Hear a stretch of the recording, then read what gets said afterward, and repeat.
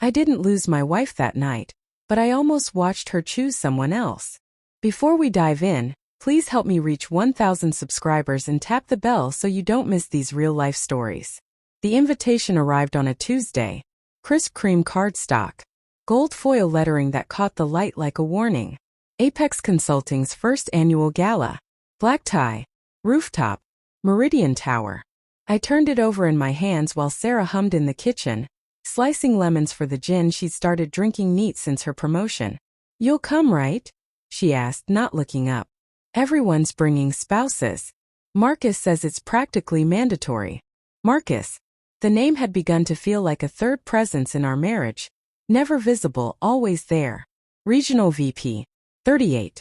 Divorced once. The kind of man who wore globe-shaped cufflinks and laughed with his whole chest.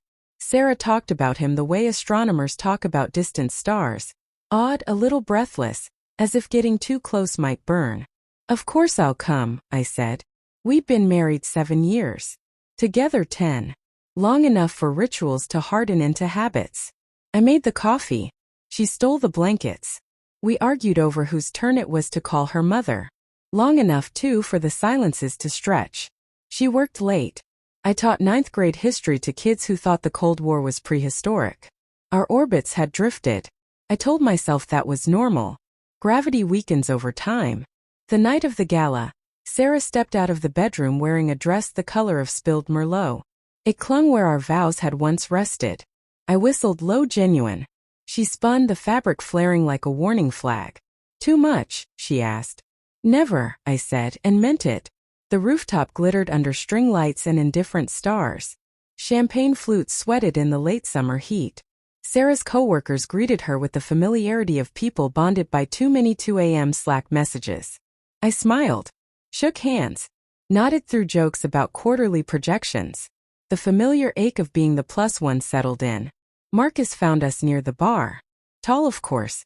Hairstyle just messy enough to look effortless. He kissed Sarah's cheek European style, lingering a second too long, then clapped my shoulder like we were old friends. "David, right? Sarah's told me all about your Civil War unit." "Sounds riveting," kindly said. "Precisely aimed." Sarah laughed, touching Marcus's arm for balance. The gesture was tiny, automatic. It lodged in my throat. We drifted apart. I listened to a junior analyst explain fantasy football like it was foreign policy. Across the rooftop, Sarah and Marcus leaned against the railing. City lights flickered across their faces. She tilted her head when he spoke. She used to tilt it like that for me. He murmured something. She laughed, really laughed. Bright. Sharp. Like breaking glass. The distance between us felt measurable. 20 feet of polished concrete. 5 years of separate lives. When the quartet shifted into something slow, Marcus held out his hand. Sarah hesitated.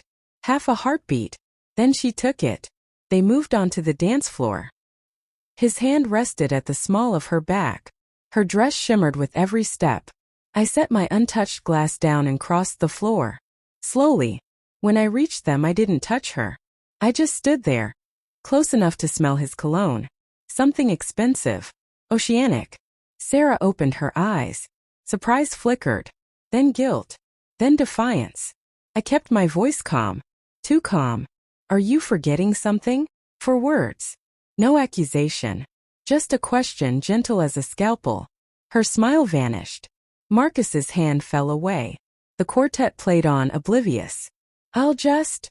Marcus gestured toward the bar and retreated. Sarah looked at me. Really looked. "I was just dancing." "I know," I said. "But whose wife were you being?"